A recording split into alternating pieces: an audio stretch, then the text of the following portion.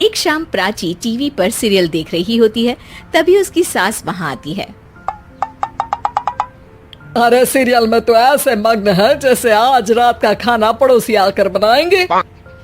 मुझे पता ही नहीं था आपने अपने बेटे की शादी पड़ोस में भी की हुई है।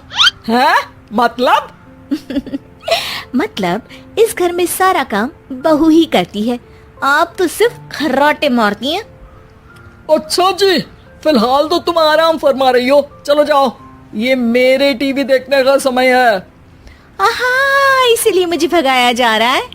सॉरी, अब तो बिल्कुल नहीं जाऊंगी। प्राची की इस बात पर दोनों सास बहू के बीच टीवी रिमोट के पीछे बच्चों जैसे छीना झपटी शुरू हो जाती है, जिसके बीच श्लोक भी काम से घर वापस आ जाता है। हाँ, आज मेरी चूहे बिल्ली की जोड़ी किस बात पर झगड़ रही है? अरे तेरे बीवी मुझे टीवी ही नहीं देखने दे रही। अरे तुम्हारी मम्मी मुझे खाना बनाने के लिए फोर्स कर रही है। अरे वाह, ऐसे बेतुके रीजन पर तो बच्चे भी झगड़ा नहीं करते।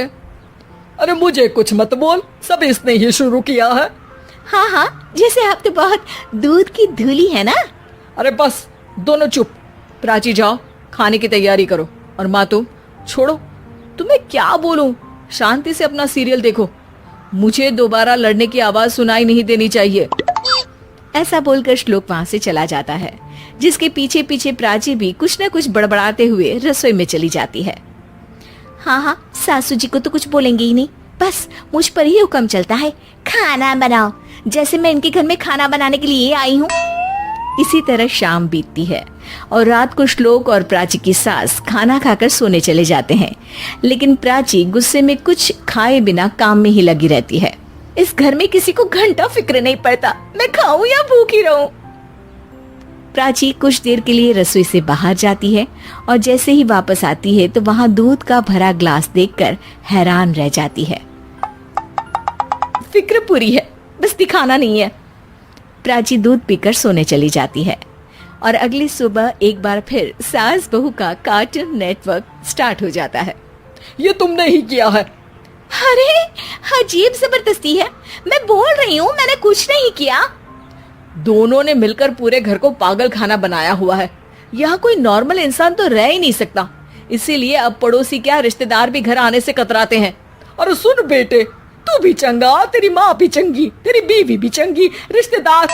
हाँ जी, आपको नहीं पता क्या, गंगाधर ही शक्तिमान है, रिश्तेदार ही। हाँ हाँ, बस समझ गया। कभी जानवरों जैसे लड़ेंगी तो कभी जुगलबंदी करेंगी। भाई मैं आप दोनों के बीच में नहीं फंसना चाहता। सास बहू की इस मन मौजी जोड़ी से परेशान होकर श्लोक अपना सिर खुजलाता वहां से चला जाता है।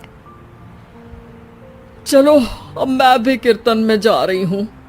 इस पर जैसे ही सास कमरे में अपना पर्स लेने जाती है तो वहां नाश्ते की प्लेट रखी देख मुस्कुराने लगती है और नाश्ता करके घर से बाहर निकलते हुए कुछ पैसे टेबल पर रख जाती है, जिसके कुछ देर बाद सिलेंडर वाला घर आता है।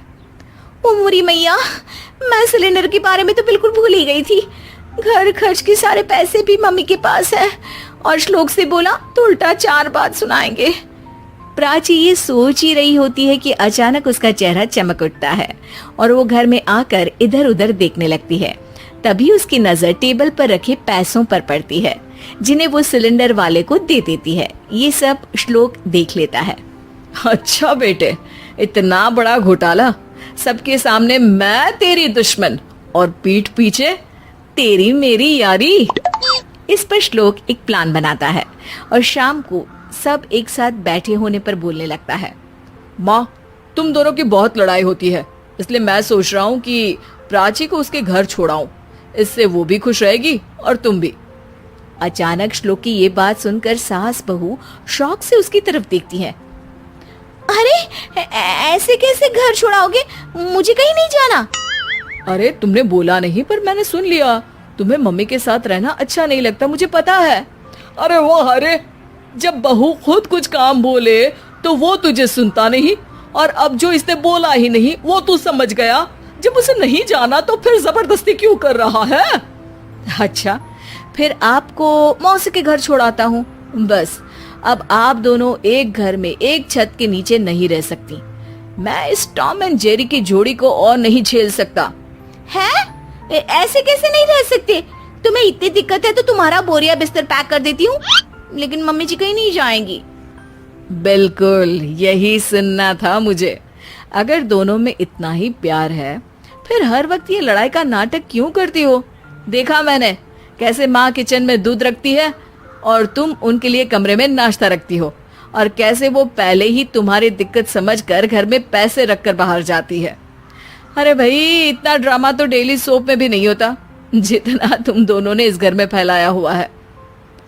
तू हमें टॉम एंड जेरी बोलता है ना, तो याद कर वो दोनों भी एक दूसरे को बाहर वालों की बुरी नजर से बचाने के लिए हमेशा सबके सामने लड़ते थे, लेकिन अकेले में दिक्कत के समय मदद भी तो करते थे। बस हमारा रिश्ता भी कुछ ऐसा ही है। और वैसे भी अगर सास बहू में तू मैं नहीं होती तो दुनिया वालों को कहानियां कैसे मिलेंगी?